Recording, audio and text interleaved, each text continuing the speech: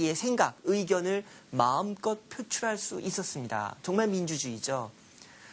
만민공동회가 또 이제 그렇게 이제 진행됩니다.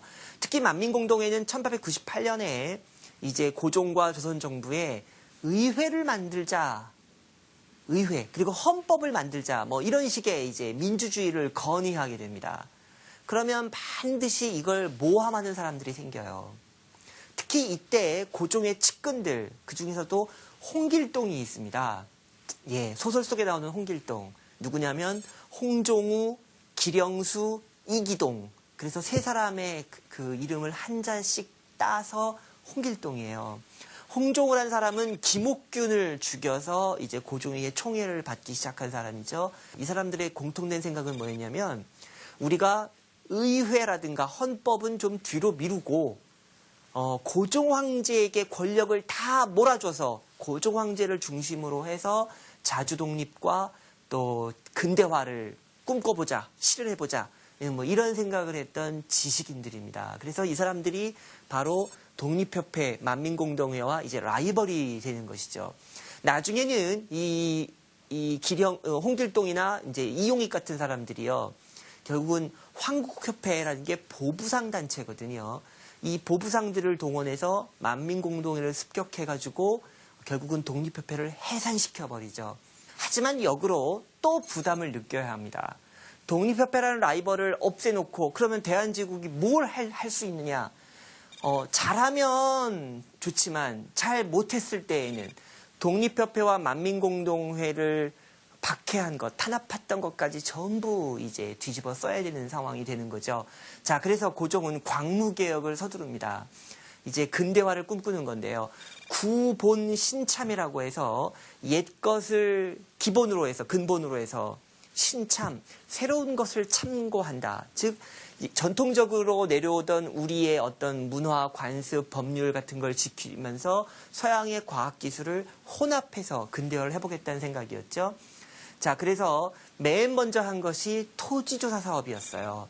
그래서 이제 양전 사업이라고 보통 그러죠. 그래서 지게라고 하는, 지게, 짐을 얻는 그런 지게 말고요. 그 계약할 때 계자입니다. 그래서 땅 문서예요. 땅 문서. 지금으로 말하면 땅 문서입니다. 그래서 지게를 만들고요. 지게 사업을 벌이고, 그 다음에 그 갑오개혁과 을미개혁에는 없었던 건데요. 이제 군사력을 키웁니다. 러시아 교관을 이제 모셔다가 군사력을 키우고요.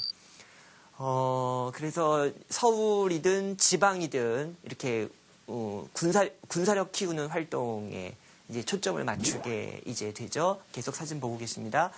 자, 또 그런가 하면 상공업을 진흥시키려고 애를 썼고요. 그 다음에 각종 전문 학교들을 만들어요. 그러니까 예를 들자면 지금 사진에 보시는 것이 이제 의학교라고 해서요. 지금의 서울대학교 의과대학인데요. 그러니까 서양식 의사들을 길러내는 학교를 이제 만든 겁니다. 이걸 그 종두법을 우리나라 최초로 그 시행한 지석영 선생이 이제 건의를 해가지고 고종 황제가 이걸 받아들여서 의학교를 만들었습니다. 지금 보시는 것은 그 지석영의 그 교장 임명장이고요. 그다음 다음 사진 같은 경우 보시면 요거는 이제 의학교의 교수와 학생이었던 졸업생이죠. 이 사람들이 나중에는 이제 군의관이 돼서 우리 대한제국 군대의 그 건강을 이제 돌보는 이제 그런 상황입니다. 근데 다만 한 가지 아쉬운 것은요. 이 대한제국의 광무개혁은 가진 자들을 위한 개혁이었어요. 그래서 농민들은 소외됩니다. 그러다 보니까 활빈당이 등장합니다. 홍길동전에 나오는 활빈당인데요. 이 사람들은 이제 가난한 사람들이죠. 그래서 외국 상인들의 침투라든가 외국 사람들이 금광이나 삼림을 뭐 채굴해 가는 거 이런 거에 대한 반대. 그다음에 토지의 평균 분작이라든가 이런 것들을 주장하면서 부자들이나 관할을 털어요. 그래서 그거를 가난한 사람들에게 나눠줍니다. 방을 붙여가지고 언제 어디로 오면 쌀을 주겠다. 진짜 쌀을 줍니다. 그래서 이제 의적 활빈당으로 활동을 하다가 나중에 의병부대에 합류하게 됐습니다. 지금까지 1895년부터 1904년까지 만 9년 동안의 우리 역사를 살펴봤습니다. 여전히 복잡했습니다. 파란만장했어요. 일본과 러시아가 우리나라 사이에 두고 계속 신경전 그리고 치열한 그 경쟁을 벌이고 있었고요.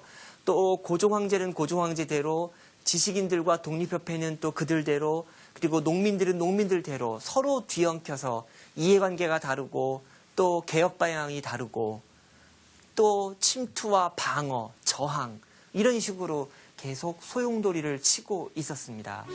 자, 이제 점점 물결은 파도는 가파라집니다.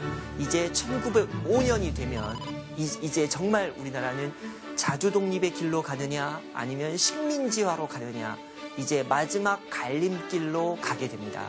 자, 다음 시간에 살펴보도록 하겠습니다.